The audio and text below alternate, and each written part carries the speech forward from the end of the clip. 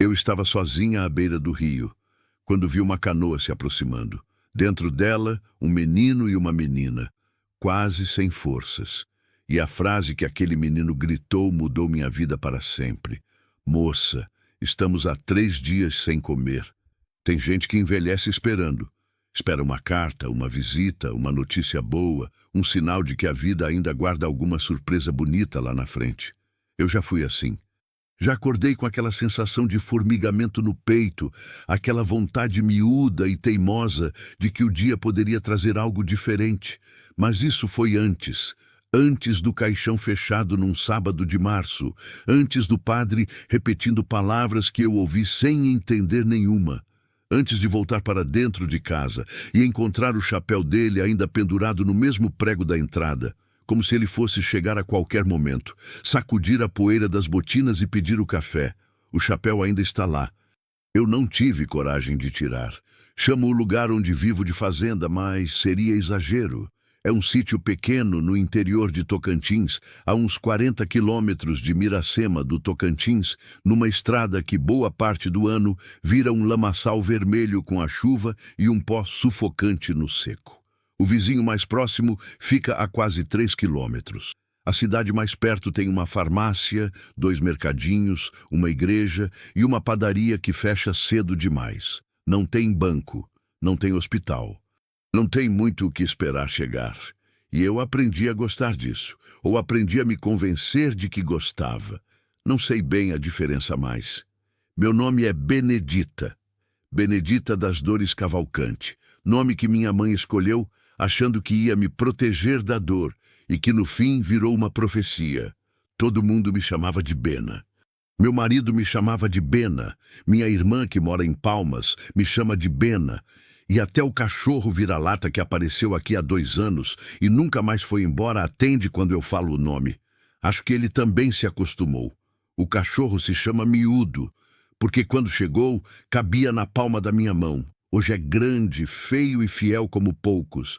Meu marido se chamava Argemiro, Argemiro Cavalcante, homem de poucas palavras e muita presença.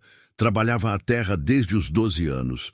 Tinha as mãos largas, os ombros curvados de tanto carregar, e um jeito de olhar para o horizonte que parecia que ele sempre estava calculando o tempo, lendo o vento, entendendo a terra por dentro. Ficamos juntos 23 anos. Criamos 2 filhos que hoje vivem longe, um em Goiânia, outro no Pará, e que ligam nos domingos quando lembram. Gente boa, só que a vida foi levando cada um para seu rumo, e eu fui ficando aqui, nesse pedaço de chão que foi nossa casa e que agora é só minha. Argemiro morreu de infarto numa segunda-feira de manhã. Estava ordenando a vaca. Caiu sem avisar. Eu estava dentro de casa esquentando o leite quando ouvi o barulho. Um barulho que não consegui identificar na hora. Aquele tipo de som que o corpo reconhece antes da mente. Fui correndo. Ele estava no chão, de lado, com o rosto já diferente. Cheguei tarde. Isso foi há 4 anos.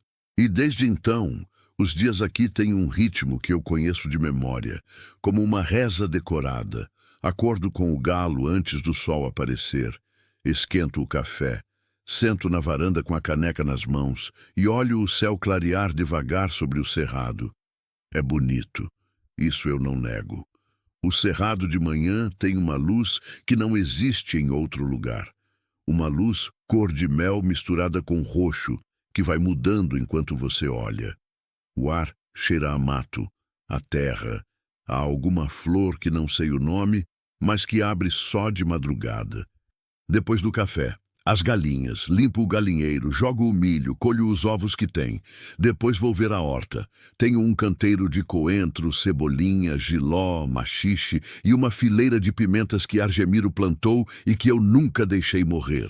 Parece bobagem, mas regar aquelas pimentas todo dia é uma das poucas coisas que me fazem sentir que estou mantendo algo vivo que ele começou. Depois do almoço, o calor pesa. Tocantins em setembro é uma fornalha. O sol fica parado no meio do céu como se fosse eterno, e o chão racha e a poeira vermelha entra em tudo, embaixo das portas, em cima das mesas, dentro dos narizes. Eu fico dentro de casa nessa hora, costuro, ouço rádio, às vezes leio um pedaço de revista velha que minha irmã manda de vez em quando. No fim da tarde, quando o sol começa a ceder um pouco, saio para dar uma volta pelo sítio. Passo pelo pé de manga velho, pelo açude que Argemiro cavou há mais de 20 anos, pela cerca que precisando de conserto há meses e que eu vou adiando porque consertar cerca sozinha é um serviço que cansa o corpo e a alma junto. Miúdo vai sempre do meu lado. Às vezes na frente, farejando o caminho, às vezes atrás, na sombra da minha sombra. É uma vida simples, é uma vida quieta. Tem dias que parece suficiente.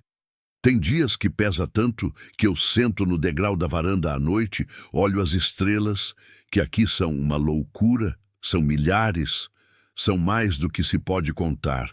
E fico me perguntando para quem é toda essa beleza se não tem ninguém para olhar junto. Mas eu aprendi a não reclamar. Aprendi que a vida não responde reclamação. Naquela quinta-feira, eu não esperava nada diferente. O sol tinha acordado vermelho, o que no cerrado geralmente anuncia tempo fechando para o fim do dia. Tinha feito o café, dado milho para as galinhas, regado as pimentas. Estava varrendo a varanda quando o miúdo parou no meio do terreiro, levantou as orelhas e ficou olhando para a direção da estrada com aquela atenção toda que ele tem quando sente algo que eu ainda não percebi. Levantei os olhos. A estrada estava vazia, como sempre, poeira, silêncio. O vento quente passando pela cerca de arame. "O que foi, miúdo?" Falei baixo. Ele não respondeu. Claro, mas continuou olhando. E foi então que eu ouvi, fraco, distante, quase misturado com o vento, um choro. Parei a vassoura. Fiquei quieta, tentando ter certeza. O cerrado tem barulhos que enganam. O vento nas folhas secas do pequizeiro pode soar como voz. O sabiá, às vezes, grita de um jeito que parece criança. Mas isso não era pássaro, era gente. Larguei a vassoura encostada na parede e desci os 2 degraus da varanda. Miúdo já estava na frente, focinho empinado, caminhando devagar em direção à estrada. Segui ele. O sol batia na cabeça sem dó. E conforme eu me aproximava da porteira, o choro foi ficando mais claro, mais próximo, mais real. Parei na beira da estrada e olhei para os 2 lados. À direita, a uns 20 metros da minha porteira, havia uma figura pequena sentada na beira da vala, encurvada, com a cabeça enterrada nos joelhos. Uma criança, sozinha, no meio daquela estrada esquecida pelo mundo. Senti o coração dar uma guinada dentro do peito. Não era a sensação que eu conhecia há muito tempo, mas reconheci na hora.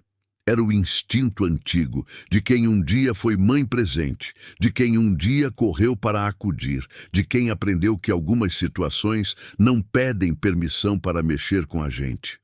Fui até ela. Ela não me ouviu chegar. Continuava com a cabeça enterrada nos joelhos, os ombros subindo e descendo no ritmo de um choro miúdo, daquele tipo de choro que já está no fim das forças. Não é mais aquele choro alto e desesperado do começo. É o choro que sobra quando a pessoa já esgotou tudo e o corpo ainda insiste em soltar alguma coisa porque não sabe mais o que fazer com tanta dor guardada dentro. Miúdo parou a uns 2 passos dela. Ficou quieto, o que foi uma surpresa. Ele costuma latir para estranho, mas ficou ali, só olhando, como se também entendesse que aquela criança não precisava de susto. Me agachei devagar, tentando não assustar. "Oi", falei baixo. Ela levantou a cabeça num pulo. Os olhos eram grandes, escuros, vermelho de tanto choro, o rosto redondo, coberto de poeira, com uma listra de lágrima seca descendo pelo lado esquerdo do rosto que o sol já tinha endurecido quase como argila.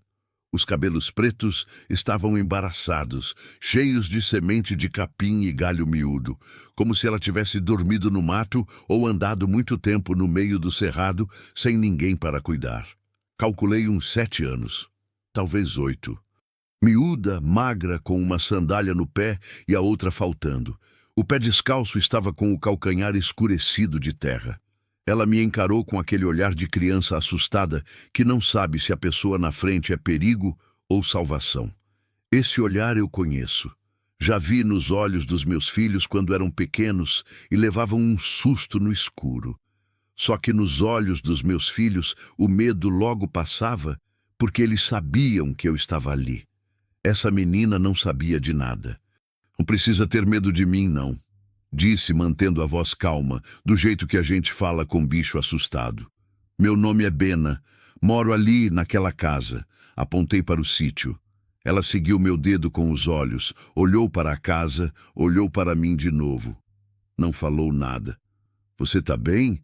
Tá machucada em algum lugar? Ela balançou a cabeça de um lado para o outro. Não. Como você se chama? Silêncio. Só o vento passando entre nós. Tudo bem se não quiser falar agora, eu disse. Mas você tá sozinha aqui na beira dessa estrada e o sol tá pesado. Você tem alguém que eu possa chamar? Sua mãe, seu pai, algum parente? Os olhos dela encheram de água de novo. Aquilo foi a resposta. Não precisava de palavra. Me levantei devagar, estendi a mão para ela. Ela olhou para a minha mão por uns segundos. Uma mão velha, calejada, com as marcas de 4 anos de serviço sozinha, com as veias aparecendo e a pele grossa de sol. Não é mão bonita, mas é mão honesta.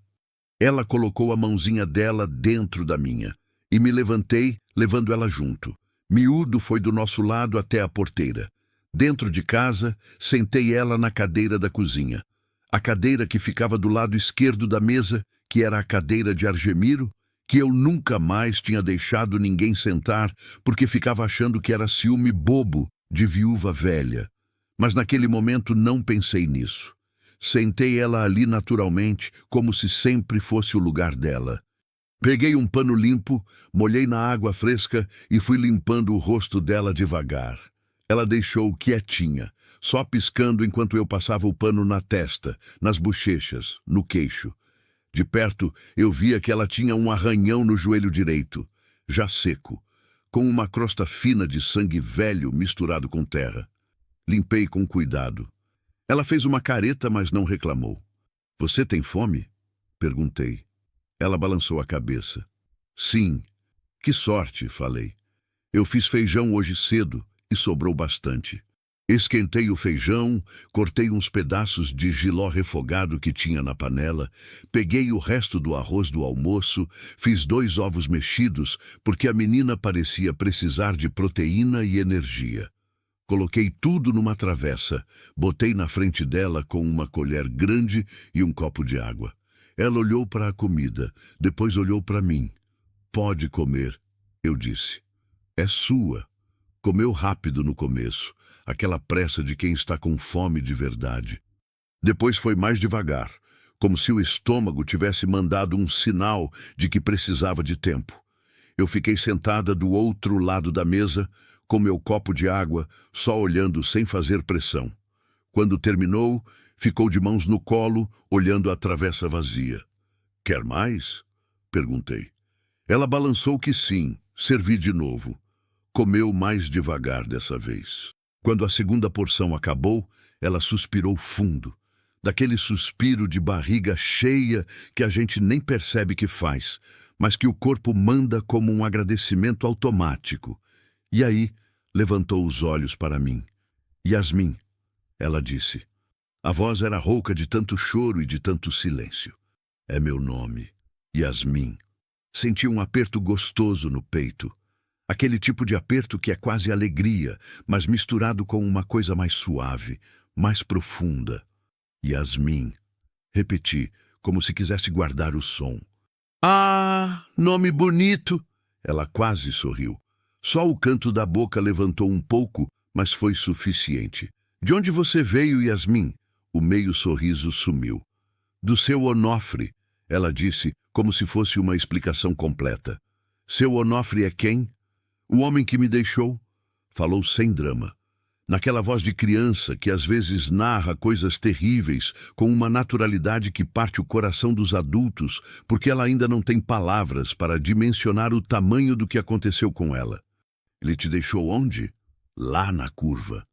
Apontou vagamente para a direção da estrada. Disse que não podia mais ficar com eu, que era muito dispêndio. Dispêndio.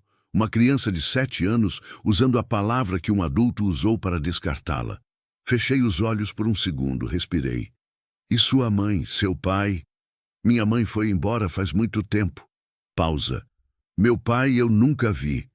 E antes do seu Onofre, quem cuidava de você? A dona Raimunda. Mas ela morreu. Disse isso com aquela secura triste de criança que já perdeu muita gente e aprendeu que ficar parada no choro não traz ninguém de volta. Fiquei olhando para ela por um tempo. Yasmin olhou pela janela da cozinha. Lá fora, o cerrado continuava igual, imenso, seco e indiferente. O sol começava a perder um pouco da brutalidade do meio-dia, mas o calor ainda subia do chão em ondas que tremiam o ar. Posso ficar aqui?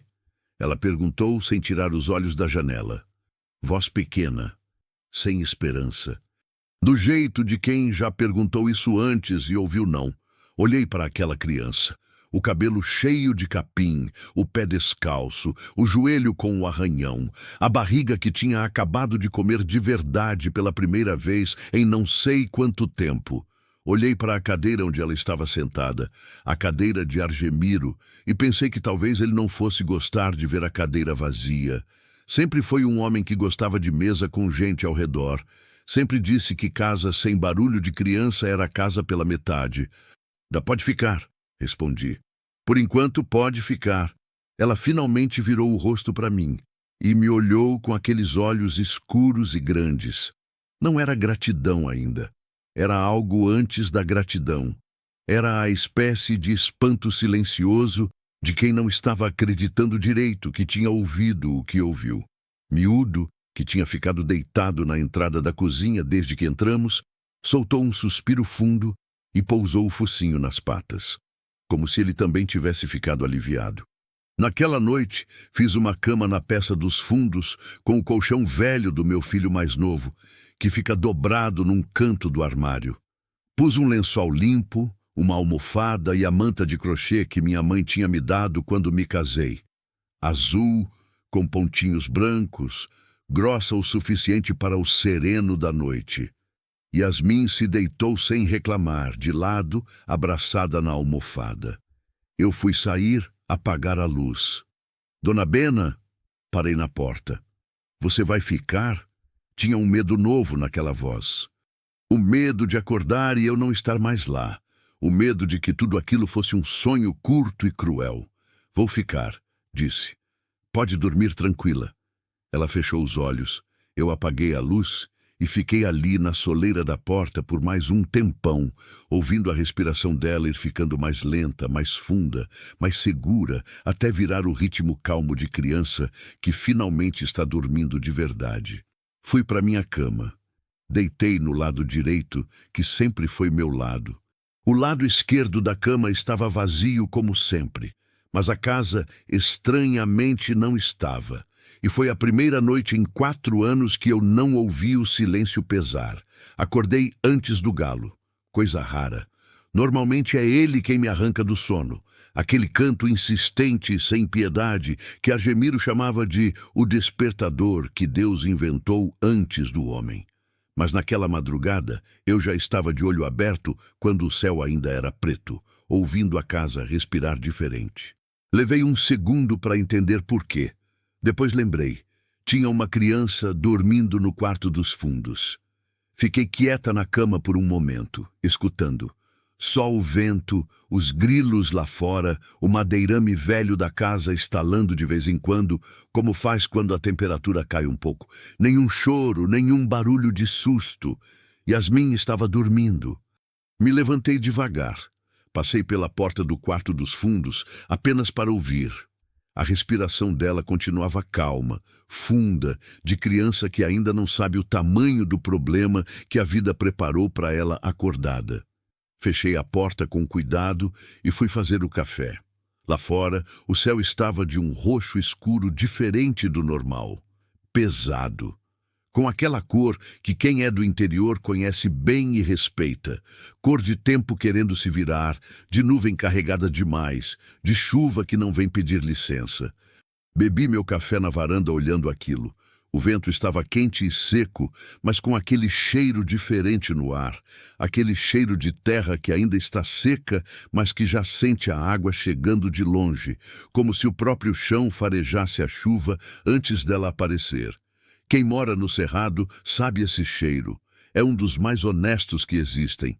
Vai chover muito, falei para Miúdo, que estava do meu lado com o focinho empinado para o vento. Ele concordou do jeito dele. Virou o rabo uma vez e foi para baixo da varanda, que é onde ele se instala quando o tempo ameaça. Entrei, fechei as janelas do fundo, pus um pano velho no rodapé da porta da cozinha, que sempre deixa entrar água quando a chuva vem do sul, conferi o telhado da peça dos fundos, tinha uma telha meio levantada que eu já sabia que ia dar problema um dia, e fui verificar se tinha comida suficiente em casa para aguentar um dia ou dois dentro, caso a estrada ficasse intransitável. Tinha arroz, feijão, fubá, ovos, um naco de linguiça seca, maxixe na horta e as pimentas. Suficiente. Estava de volta na cozinha quando ouvi os passos miúdos no corredor. Yasmin apareceu na porta da cozinha com o cabelo amassado de um lado, os olhos ainda meio fechados, abraçada na manta de crochê azul que eu tinha deixado para ela. Estava enrolada nela como se fosse um casulo, só o rosto aparecendo. Me olhou. Eu a olhei. Por um segundo, acho que ela também precisou de um momento para lembrar onde estava. Vi o olhar dela varrer a cozinha, a janela, meu rosto, e só então relaxar um pouco. Bom dia, eu disse. Bom dia, ela respondeu com aquela voz rouca de sono. Quer café com leite? Ela balançou que sim com a cabeça. Sentou na mesma cadeira de antes, a cadeira de Argemiro, sem que eu precisasse indicar, como se já fosse o lugar dela.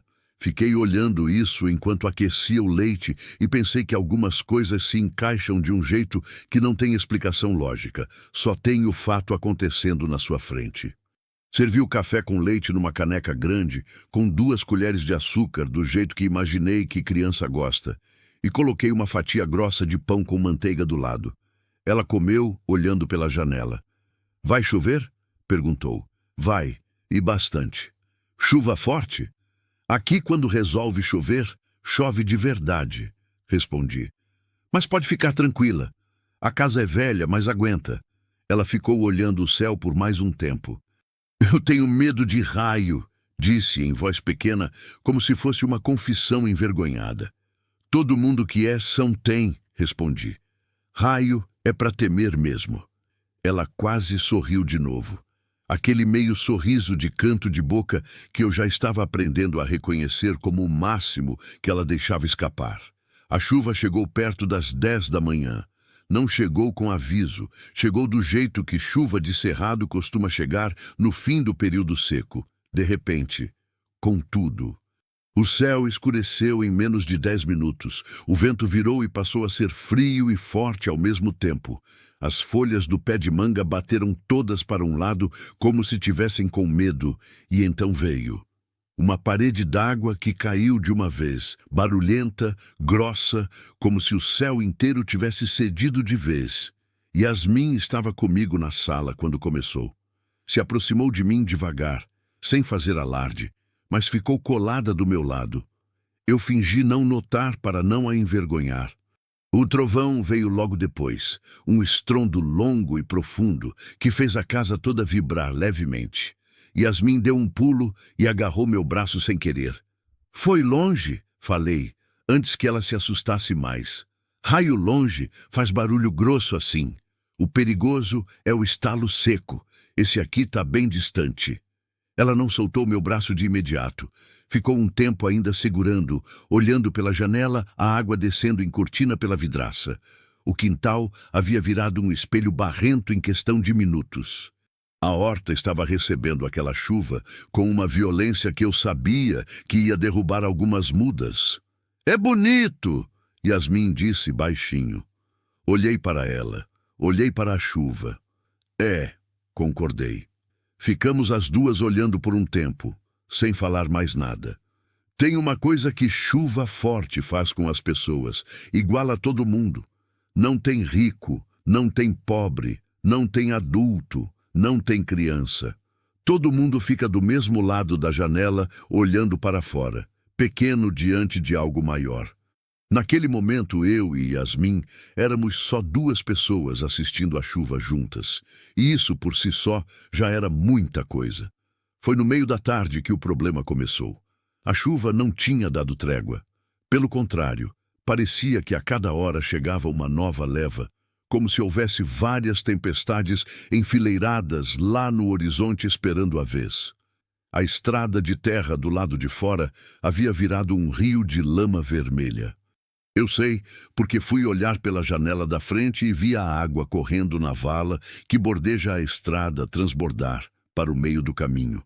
Aquela estrada estaria fechada por pelo menos um dia, talvez 2. Não era problema novo para mim. Já passei vários invernos isolada aqui, abastecida do meu quintal e das minhas panelas. Mas dessa vez havia algo diferente. Havia uma criança que eu não sabia nada sobre a situação real dela, que havia sido deixada às margens de uma estrada por um homem chamado Seu Onofre, e que provavelmente alguém deveria estar procurando, ou deveria estar procurando. Fui até o telefone. O telefone fixo que tenho é velho, daqueles de discagem, que eu mantenho porque o sinal de celular aqui é uma piada de mau gosto.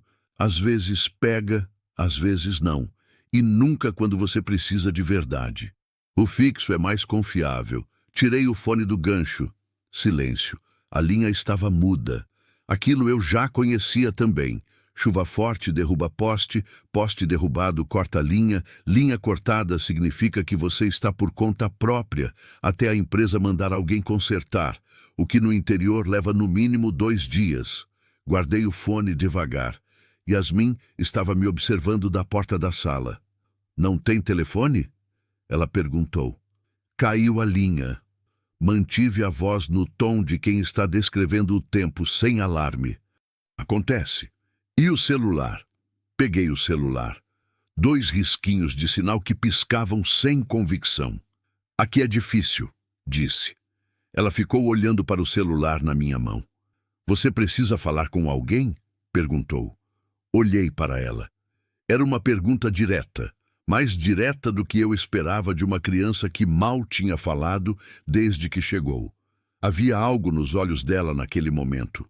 Uma espécie de consciência que crianças que crescem em situações difíceis desenvolvem cedo demais. A consciência de que ela era um problema para mim, de que a presença dela complicava a situação. Precisava avisar que você estava aqui, respondi honesta. Mas não é urgência. Você tá bem, tá comida, tá segura. O resto pode esperar a chuva passar. Ela assentiu devagar, mas vi que algo passou pelo rosto dela. Um pensamento rápido que ela não disse. O que foi? Perguntei. Ela hesitou.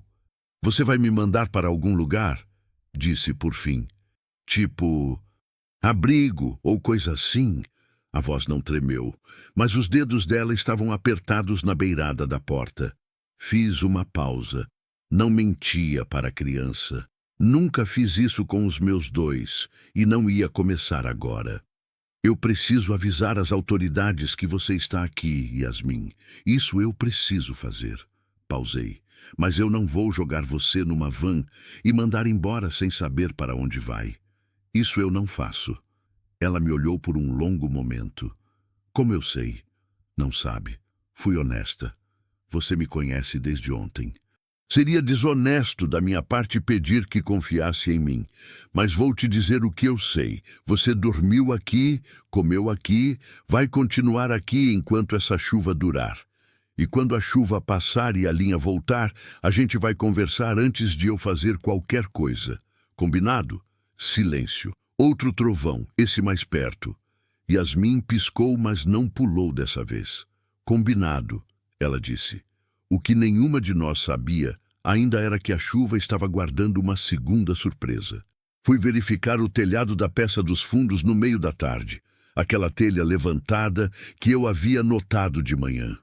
Peguei uma lanterna, subi no banco alto da cozinha para olhar pelo vão do forro, e foi quando vi.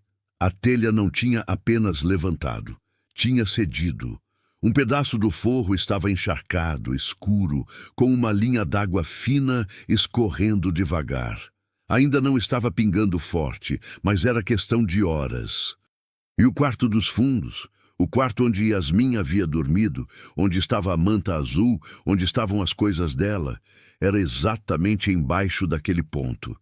Desci do banco rápido. Yasmin, preciso que você pegue suas coisas do quarto agora. Devagar, sem pressa, mas preciso. Ela foi sem perguntar nada. Voltou com a manta azul abraçada no peito. O que aconteceu? O telhado está cedendo nesse quarto.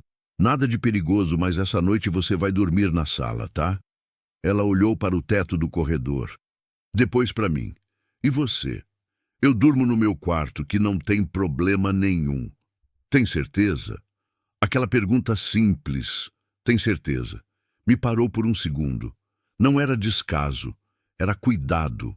Aquela criança, no meio de toda a própria confusão que a vida tinha colocado em cima dela, estava me perguntando se eu estava bem. Engoli em seco. Tenho certeza, respondi. Vamos arrumar sua cama na sala. Arrumei o colchão no chão da sala, perto do sofá, longe da janela. Pus a manta azul, a almofada, acendi o abajur pequeno na tomada baixa para não deixar o ambiente escuro demais. Yasmin sentou no colchão e ficou me olhando enquanto eu ajeitava as coisas. Dona Bena, pode falar. Você é diferente. Parei o que estava fazendo. Diferente como? Ela pensou por um momento. Aquele pensar sério de criança que está tentando encontrar a palavra exata. Diferente de adulto que finge que está ajudando, mas está esperando você agradecer do jeito que eles querem. Fiquei olhando para ela. 7 anos e já sabia fazer essa distinção. Pensei no quanto essa criança havia aprendido de um jeito que nenhuma criança deveria precisar aprender. Eu não quero nada de você, Yasmin, disse devagar. Nem agradecimento, nem obediência, nem nada. Só quero que você fique bem. É tudo. Ela assentiu, deitou de lado, puxou a manta até o queixo. A chuva continuava lá fora, grossa e sem pressa. Mas dentro daquela sala pequena, com o abajur aceso e Miúdo deitado encostado no colchão dela, porque ele havia migrado para lá naturalmente, sem ser chamado, como se soubesse que era ali que precisava estar, havia um calor diferente. Não era o calor do tempo, era o outro tipo. O que não tem temperatura medida, o que a gente sente no peito e não sabe muito bem nomear, mas reconhece. Fui para meu quarto, deitei. Ouvi a chuva bater no telhado por um longo tempo. E pensei que havia 4 anos eu dormia nessa cama ouvindo chuva cair, e nenhuma delas havia soado assim. Nenhuma havia soado como algo que trouxe alguma coisa, em vez de só lavar o que já estava. Fechei os olhos e dormi. A chuva parou na madrugada. Não foi uma parada gradual, daquelas que a chuva vai diminuindo aos poucos até virar garoa fina e depois sumir. Foi uma parada brusca, quase descortês, como se alguém tivesse fechado uma torneira gigante lá no alto. De repente, o barulho no telhado cessou, o vento caiu, e o silêncio que ficou era tão completo que me acordou. Fiquei deitada, escutando esse silêncio por um tempo. Lá fora, o cerrado estava fazendo aquele barulho de depois da chuva que eu adoro e nunca achei palavras certas para descrever. Os grilos voltando devagar, um sapo aqui, outro ali, a água ainda escorrendo das calhas, o pingo largo caindo das folhas do mangueiro no chão encharcado. O cheiro que entrava pela fresta da janela era de terra molhada, grama lavada, aquele perfume fundo e honesto que o cerrado solta quando a chuva passa e ele respira aliviado. Me levantei sem fazer barulho. Passei na sala. Yasmin dormia de lado, abraçada na manta azul, com o rosto afundado na almofada e os cabelos espalhados. Miúdo estava deitado encostado nas pernas dela, ocupando um espaço generoso do colchão com aquela desfaçatez de cachorro que não tem vergonha de conforto. Os dois pareciam estar dormindo há anos naquele lugar. Fiquei na soleira, olhando por uns instantes. Depois fui fazer café. De manhã cedo, antes de Yasmin acordar, peguei o celular e fui até a porteira. Aprendi isso ao longo dos anos. O sinal aqui é caprichoso e territorial. Dentro de casa, nada. Na varanda, às vezes. Na porteira, perto do poste de madeira que fica na beira da estrada, o sinal aparece com mais frequência. Não é bom, mas é suficiente para uma ligação curta se você ficar quieto e não se mover. A estrada estava coberta de lama vermelha brilhante. As poças eram largas e fundas. Um galho grosso do pequizeiro do vizinho havia caído atravessado no meio do caminho, o que significava que ninguém passaria ali de carro tão cedo. Fiquei parada no lugar certo, esperando o sinal aparecer. 2 risquinhos, piscando, piscando. Liguei para minha irmã Neide, em Palmas. Ela atendeu no segundo toque, como faz sempre. Neide é daquelas pessoas que vivem com o celular na mão, ao contrário de mim, que só lembro que o aparelho existe quando preciso. Bena, tudo bem? A voz dela tinha aquela tensão imediata de irmã mais nova que cresceu se preocupando com a mais velha que mora sozinha no fim do mundo. Tudo bem. Escuta, Neide, preciso que você me ajude a descobrir uma coisa. Expliquei a situação em poucas palavras. A menina, a estrada, o homem chamado Seu Onofre, o que ela havia me contado sobre a dona Raimunda morta e a mãe que foi embora. Do outro lado, houve um silêncio. Meu Deus, Bena, eu sei. Você precisa ligar para o conselho tutelar. Eu sei que preciso, mas a linha caiu ontem com a chuva e o celular aqui é o que é. Você consegue fazer isso por mim? Liga para o conselho de Miracema, explica a situação, passa meu endereço. Eu fico aqui com ela enquanto não vem ninguém. Mas, Bena, se vier buscar ela... Eu sei, Neide. Você tá bem com isso? Olhei para a estrada enlameada, para o galho caído, para o céu que estava agora de um azul absurdo, daquele azul de depois de tempestade, que parece que o mundo foi lavado de verdade e começou de novo. Eu tô fazendo o que precisa ser feito, respondi. Liga para eles. Desliguei. Fiquei parada ali por mais um momento com o celular na mão. Fazer o que precisa ser feito. Passei a vida toda fazendo isso.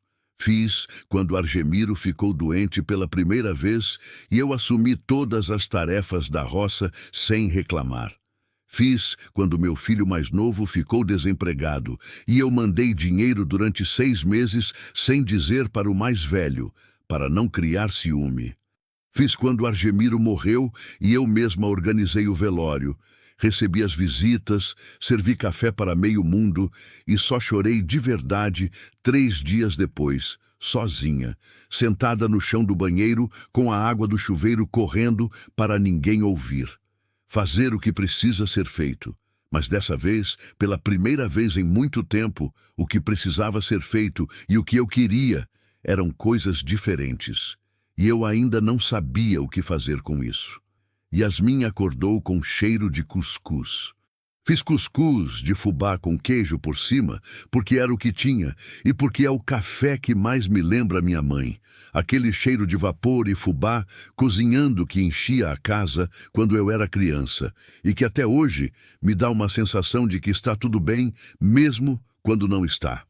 Ela apareceu na cozinha com a manta ainda nos ombros, os cabelos amassados, mais parecendo gente do que no dia anterior.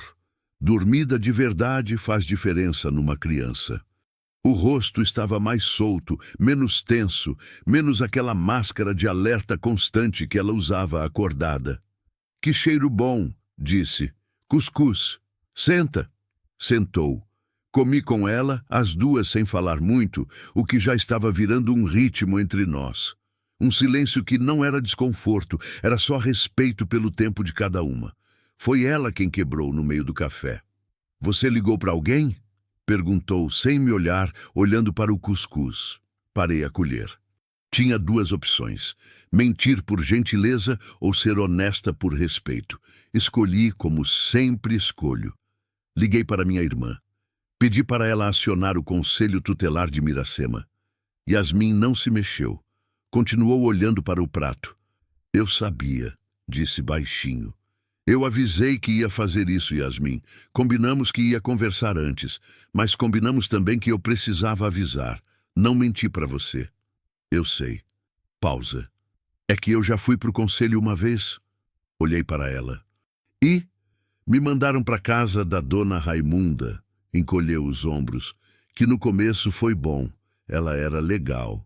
Mas aí ela ficou doente, e doente foi ficando mais, e aí morreu. E aí eu fui para o seu Onofre, porque era o único que disse que podia ficar comigo.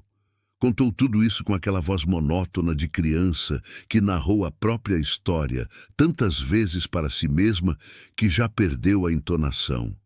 Já não sobe e desce, já não hesita nos lugares difíceis, já virou relato. E isso era a parte mais triste de tudo. Não era o conteúdo, era a ausência de espanto no conteúdo. Eu entendo porque você está com medo, disse. Não estou com medo, ela respondeu rápido. Depois corrigiu. Estou um pouco. É permitido ter medo. Faz sentido ter medo. Ela me olhou de lado. Você vai falar com eles, com o pessoal do conselho? Vou. Vai falar o quê? Essa pergunta eu não esperava com essa precisão. Era uma pergunta de adulto. O que você vai dizer sobre mim? Que versão de mim vai chegar antes de eu chegar? Respirei fundo. Vou falar a verdade.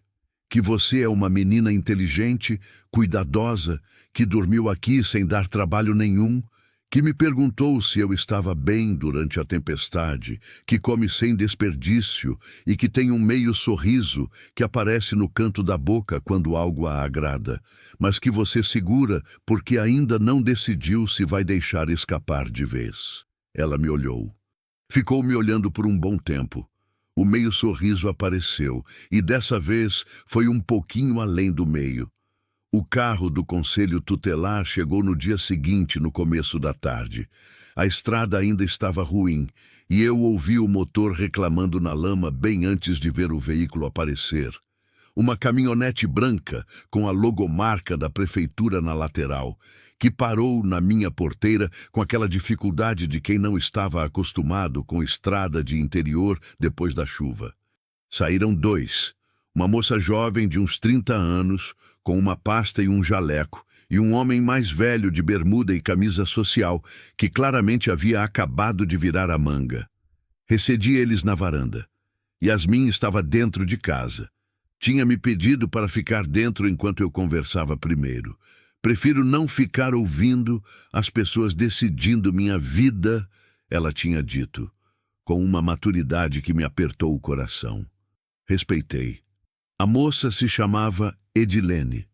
O homem era o coordenador, chamava Gilberto. Foram diretos, profissionais, sem má vontade. Anotaram tudo que eu contei, o nome Seu Onofre, a localização aproximada onde Yasmin havia sido deixada, a história da dona Raimunda, o que ela mesma havia me relatado sobre a mãe e o pai. Edilene fez perguntas com uma paciência que me agradou. Não era a pressa burocrática de quem quer fechar o processo e ir embora. Era cuidado genuíno. A senhora tem alguma relação com a criança? Perguntou. Parente, conhecida da família? Nenhuma. Ela chegou aqui ontem, antes de ontem, na beira da estrada, chorando. Trouxe para dentro, dei comida, dei onde dormir. Edilene anotou. E a senhora teria interesse em manter a criança aqui enquanto a gente regulariza a situação? Como acolhimento temporário. Aquela palavra, acolhimento, caiu no ar entre nós. Olhei para a porta fechada onde Yasmin estava esperando. Pensei nas noites que eu havia dormido ouvindo a chuva cair naquela casa grande e vazia. Pensei na cadeira de Argemiro que ela havia ocupado naturalmente, sem saber. Pensei no meio sorriso que ela segurava com tanto cuidado, como se sorrice fosse um recurso que podia acabar e ela precisasse economizar. Pensei no que Argemiro diria. Ele diria: Bena, você já sabe a resposta. Tá só esperando alguém dar permissão. Tenho, respondi. Edilene levantou os olhos da pasta. A senhora teria interesse em, possivelmente, ir além do temporário, dependendo de como a situação se desenvolver? Era uma pergunta cautelosa, de pessoa que aprendeu a não prometer o que o sistema nem sempre deixa cumprir. Mas era uma pergunta real.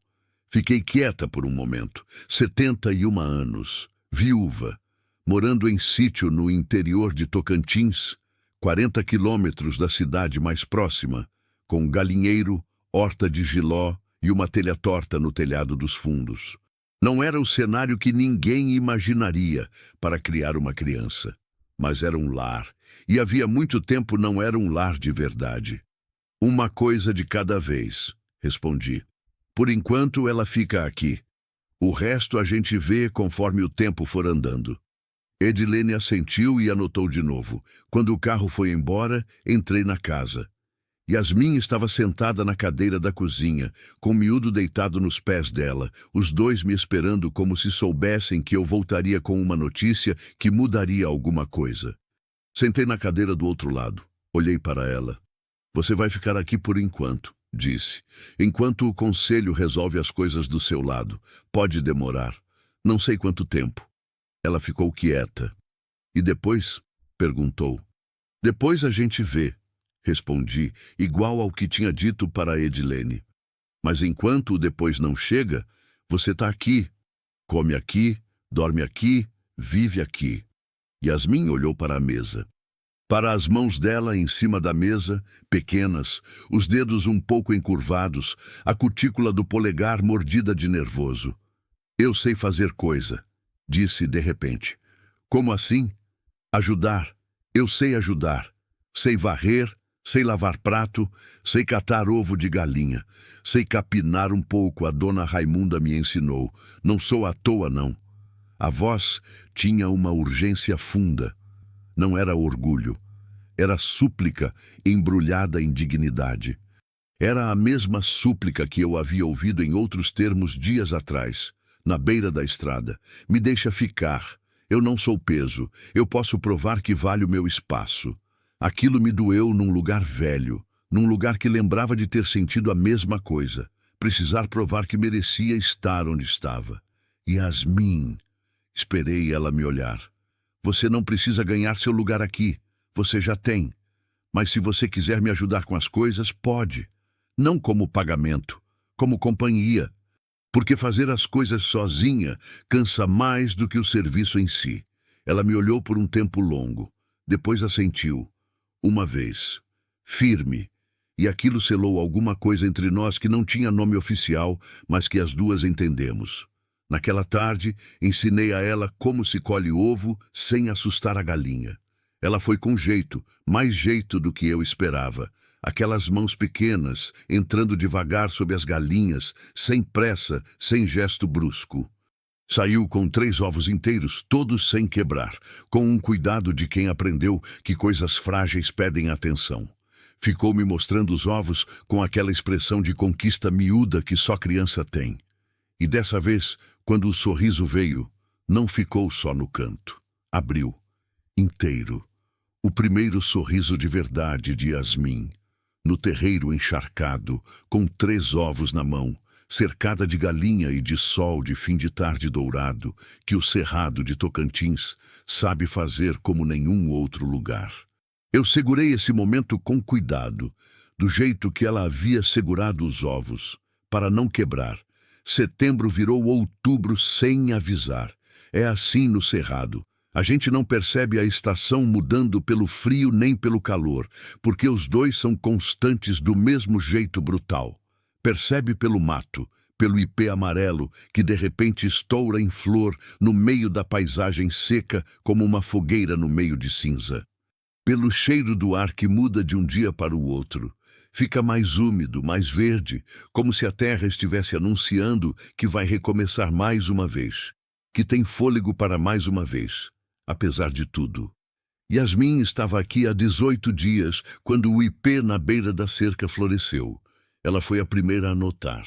Estava comigo na horta, cuidando do canteiro de coentro que havia virado responsabilidade dela.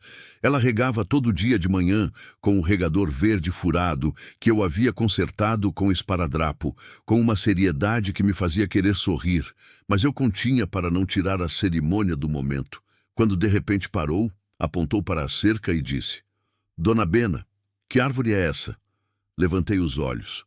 O ipê estava ali, amarelo de um jeito quase agressivo, cheio de si, como toda flor que espera o ano inteiro para ter seus 15 dias de esplendor e não vai desperdiçar nenhum deles.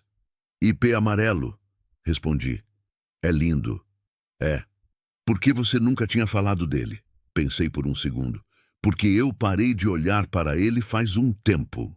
Ela me olhou de lado, com aquela perspicácia silenciosa que eu já havia aprendido que era a marca dela. Aquela capacidade de ouvir o que está embaixo do que foi dito. Não perguntou mais nada. Voltou a regar o coentro. E eu fiquei olhando para o ipê por mais um tempo, pensando que havia anos eu passava em frente a essa árvore sem ver. Que ela florescia todo outubro desde que Argemiro havia plantado o broto. E que desde que ele morreu eu havia passado por 4 outonos sem registrar aquele amarelo. Yasmin havia visto no primeiro outubro dela aqui. Às vezes, a gente precisa dos olhos de quem está chegando para enxergar o que parou de ver. A ligação de Edilene veio numa terça-feira de manhã. Eu estava varrendo a varanda. Yasmin estava dentro estudando. Havia matriculado ela na escola de Miracema assim que a estrada secou, e ela ia de segunda a sexta num caminhão escolar que passava às 7h30 na porteira, voltava ao meio-dia e chegava contando coisas com uma animação que eu não esperava de uma criança que havia aprendido a desconfiar de novidade. Escola havia sido uma negociação. "Eu não quero ir", ela havia dito na primeira vez que falei no assunto. "Por quê?" "Porque eu vou ter que explicar quem sou para todo mundo. Você só explica o que quiser. O resto não é obrigação de ninguém." As crianças perguntam. Perguntam mesmo. Você não precisa responder tudo. Ela havia ficado olhando para mim com aquele olhar de quem está pesando os prós e contras com uma balança muito precisa. "E se eu não gostar? Aí a gente conversa." "Mas tenta primeiro." Tinha tentado. E na segunda semana já estava indo sem reclamar. Na terceira semana chegou em casa falando de uma menina chamada Safira, que tinha o mesmo regador que o nosso, mas o dela não era furado. Era progresso. Então atendi o celular na varanda com o coração já um pouco apertado, porque a gente aprende a reconhecer as ligações que vêm com peso antes mesmo de ouvir a voz. "Dona Benedita, bom dia. Edilene aqui, do conselho." "Bom dia, Edilene. A senhora tem um momento?" "Tenho." Pausa curta. O tipo de pausa que antecede notícia que a pessoa está escolhendo as palavras para dar. Conseguimos localizar a mãe da Yasmin. Aquilo parou o ar dentro de mim por um segundo. "Ela está viva?" "Está. Ela estava em Araguaína. A situação dela é complicada. Não vou entrar em detalhes por telefone, mas ela foi localizada e está sendo assistida. O problema é que ela não tem condições de assumir a guarda no momento. Talvez por um longo período. Talvez nunca, dependendo de como as coisas evoluírem." Fiquei quieta. "Entendo. Que eu precisava comunicar à senhora antes de qualquer passo é: existe interesse de um casal de Palmas em processo de adoção. Eles foram sinalizados para o caso da Yasmin. São pessoas verificadas, bom histórico, casa estruturada." Outra pausa. "Mas antes de qualquer encaminhamento precisamos da sua manifestação formal, Dona Benedita, porque a senhora foi a primeira a sinalizar interesse em acolhimento." E a Yasmin, quando conversamos com ela separadamente, mencionou a senhora. Segurei o celular com mais força. O que ela disse? Edilene fez uma pausa mais longa dessa vez. Ela disse: "Eu prefiro ficar onde já aprendi onde ficam as coisas." Fiquei na varanda depois que desliguei, por muito tempo. O vento estava passando entre as árvores do quintal com aquele barulho de folha seca que parece conversa. Aquela conversa que não tem palavra, mas tem sentido. Miúdo estava aos meus pés. O ipê lá no fundo ainda amarelo, ainda sem pressa de acabar. Pensei em tudo que eu era, 71 anos, joelho direito que dói quando o tempo fecha, pressão que precisa de remédio todo dia, ônibus para a cidade uma vez por semana, sítio que precisava de conserto em pelo menos 6 lugares diferentes, uma renda de aposentadoria que não era farta, mas que eu havia aprendido a esticar com a horta, as galinhas e com a ausência de desperdício que a vida no interior ensina. Não era o perfil que ninguém escreveria num formulário de adoção. Era velha demais, longe demais, simples demais. E pensei também no que eu havia voltado a ser nesses 18 dias. Havia voltado a fazer comida pensando em quanto a outra pessoa gostava. Havia voltado a ter razão para acordar antes do galo além do puro hábito. Havia voltado a ouvir barulho dentro de casa. Passos, a voz de alguém chamando do quarto, o chuveiro, o ranger da cadeira de argemiro que agora tinha dono novo. Havia voltado a olhar o ipê. Havia voltado sem perceber a estar presente na minha própria vida. 4 anos à deriva. E uma menina de 7 anos com um regador furado havia me puxado de volta para a margem. Me levantei, entrei na cozinha, peguei o caderno velho que uso para anotar contas e receitas, abri numa página em branco e escrevi em letras grandes, porque minha letra miúda já cansa meus próprios olhos. O que eu tenho para oferecer? Uma cama limpa, comida feita com cuidado, uma horta onde ela já sabe o nome de cada planta, um cachorro que já dorme no pé dela, uma escola a 40 quilômetros que ela já está começando a gostar, um ipê amarelo que ela foi a primeira a notar, um silêncio que não assusta, só descansa, e uma mulher velha que aprendeu tarde, mas aprendeu que fazer o que precisa ser feito e querer a mesma coisa podem ser a mesma coisa.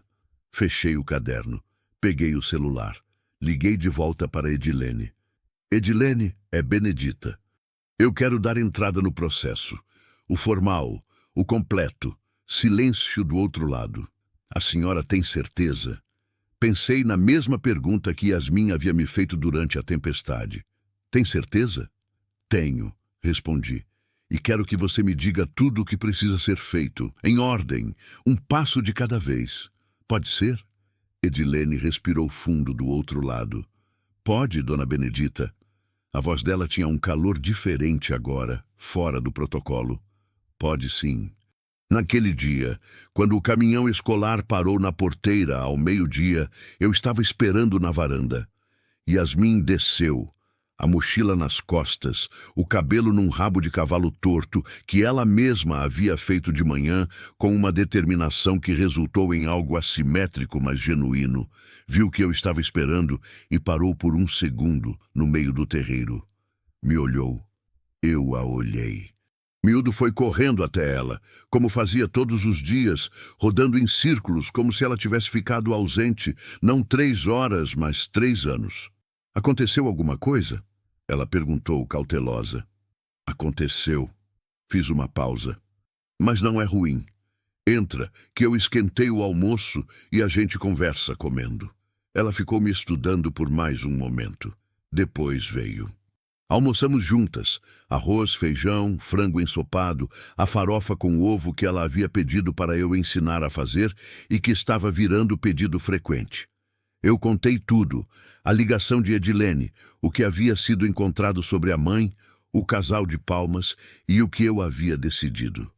Yasmin ouviu tudo sem interromper. Comeu enquanto ouvia, devagar, os olhos no prato na maior parte do tempo. Quando terminei, ficou um momento em silêncio. É demorado? Perguntou. O processo. É. Processo do governo nunca é rápido. Pausei. Mas você fica aqui enquanto dura, e se der certo, fica depois também. E se não der certo? Não desviei. Aí a gente enfrenta quando chegar, mas eu vou brigar para dar certo. Você precisa saber disso. Yasmin pousou a colher na beira do prato, olhou para as próprias mãos. Por que você quer isso? Perguntou em voz baixa. Você não me conhecia. Eu apareci na sua estrada do nada. Fiquei olhando para ela por um tempo antes de responder. Pensei em Argemiro e no chapéu ainda no prego.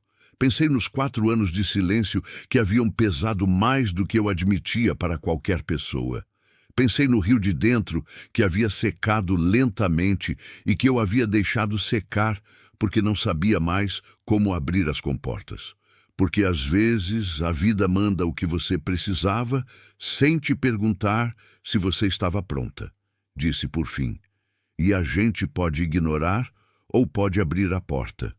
Eu abri a porta. Yasmin me olhou. Eu fui parar na sua porta porque era a única que tinha luz, disse baixinho. Aquilo me atravessou de um jeito que eu não esperava. Tinha luz. Eu não sabia que ainda tinha.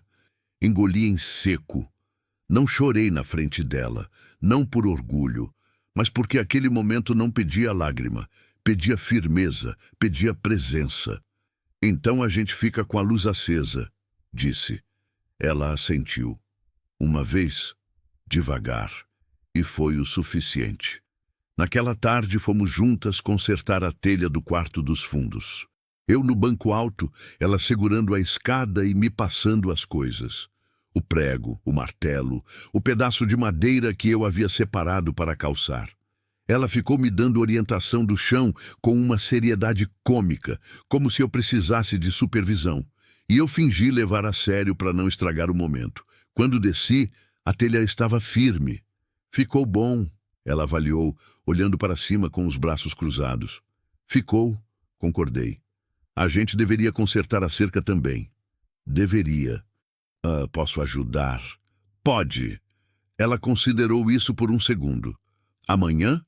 Amanhã. Miúdo passou entre nós os dois farejando a base da parede, indiferente à importância do momento. O que foi bom porque às vezes o melhor que a vida tem para oferecer precisa de uma testemunha despretensiosa. Fomos para dentro quando o sol começou a descer. Eu fiz café. Ela colocou a mesa, garfo, faca, os 2 copos, o açucareiro, com aquela naturalidade de quem já sabe onde ficam as coisas, como ela mesma havia dito para Edilene. Eu prefiro ficar onde já aprendi onde ficam as coisas. Sentamos. Tomamos café no silêncio de fim de tarde que o interior de Tocantins sabe fazer de um jeito que não existe em outro lugar. Aquele silêncio que não é ausência de coisa, é presença de tudo ao mesmo tempo. O cerrado, o vento, o cheiro de terra, o amarelo do ipê lá no fundo ainda insistindo. E pela primeira vez em 4 anos, o silêncio não pesou. Estava cheio. Cheio de uma criança com regador furado e meio sorriso econômico. Cheio do barulho de miúdo bebendo água na vasilha. Cheio do cheiro de café passado na hora, cheio de uma telha consertada e de uma cerca que seria consertada amanhã e de uma horta que precisava de mão, de atenção, de alguém que soubesse que as coisas vivas precisam de presença para continuar vivas. Olhei para o chapéu de Argemiro no prego da entrada e pensei que ele sempre soube, bem antes de mim, que casa é o que acontece dentro dela. Não o que ela guarda. Não tirei o chapéu do prego, mas parei de olhar para ele com falta. Comecei a olhar como lembrança. Tem uma diferença enorme entre as duas coisas, e eu havia levado 4 anos para aprender. Naquela noite, antes de apagar a luz do quarto dos fundos, que agora era o quarto de Yasmin, com a manta azul, a almofada e um desenho de ipê amarelo que ela havia feito na escola e colado na parede com fita. Ela me chamou da soleira. Dona Bena, pode falar. Obrigada. Simples, direto, sem drama. Não precisa. Preciso sim. Pausa curta. Porque ninguém nunca tinha ficado. Aquelas palavras foram de um peso enorme, do tipo que você carrega com cuidado para não deixar cair e partir. Pois ficou, disse. Boa noite, Yasmin. Boa noite. Apaguei a luz. Fui para meu quarto. Deitei no lado direito, que sempre foi meu lado. O lado esquerdo continuava vazio, mas a casa inteira estava cheia.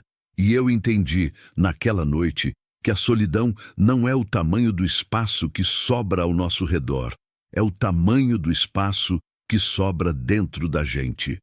E o meu, depois de 4 anos de inverno, havia encontrado o que precisava para começar a fechar. Não foi o tempo que curou, não foi o esquecimento. Foi uma criança de 7 anos com um pé descalço e 3 ovos inteiros na mão, me mostrando que ainda era possível, que ainda valia, que a luz que eu achei que havia apagado estava lá o tempo inteiro, só esperando alguém chegar com fome suficiente de calor para perceber que ela ainda brilhava. Para todas as Benas que aprenderam a sobreviver sozinhas e para todas as Yasmins que um dia chegaram à porteira certa.